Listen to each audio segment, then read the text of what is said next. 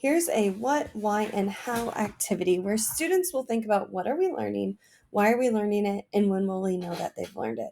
That's using John Hattie's 3 questions that you should ask students to help them kind of gain some insight on what they're about to learn. Students will be creating a Bloxels game, which is a video game, and they're going to use the design thinking process to help them do so. Students are going to think about how will we be learning it. Where here it's going to show that they've got day 1, 2, creating days, finalizing, and the showcase day. Students will first think about what is their favorite game to play. They're going to add in the comment tool, or you could have them add in images of their favorite game. Students can use this as a brainstorm to really show off what their favorite game is when it comes to playing either video games or maybe even board games. Then they're going to explain why this is their favorite game. They're going to really use some reasoning to really think about what is it that I love about this game? Is it that I get to play with a friend? Is it that I earned so many badges? Again, they really want to think about what is it about the game that I love. Maybe it's the graphics that are involved within the game as well. Then students are going to think about the characteristics that make the game fun. So again, they're going to be listing out, brain dumping everything that they can about these different topics when it comes to creating this game. And then they're going to begin the process. So we review design thinking where they first emphasize with the people, define the problem, they come up with ideas, prototype and test.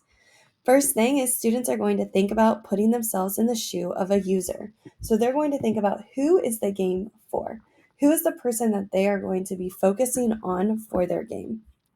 So then they're going to do a speed design challenge where they open up the Bloxels website. They will play an arcade game for 3 different games to play. And then they're going to evaluate the pros and the cons of each game. So again, students are going to open up the Bloxels website. They're going to choose one of the 3 games and play. Then what they're going to see as an example. What are the pros? What are the cons of that game?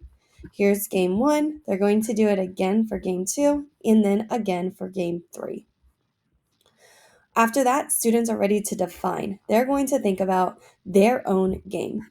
How many power-ups should it have? What kind of enemies? What maybe does their character even do? Then they're going to go in and do a Crazy 8 activity thinking about their game and the challenges at hand.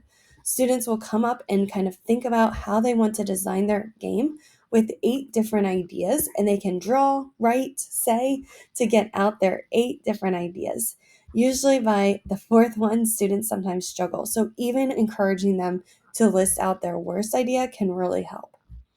Then you can have them think about their power-ups. They'll think again of 8 different power-ups that they could include within their game.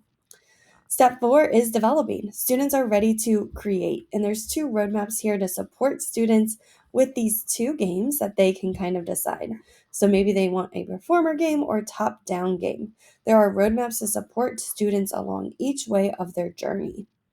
After that, they're ready to test. Students will find a peer and they're going to test out their game, and they are going to present their project and the other students going to play it.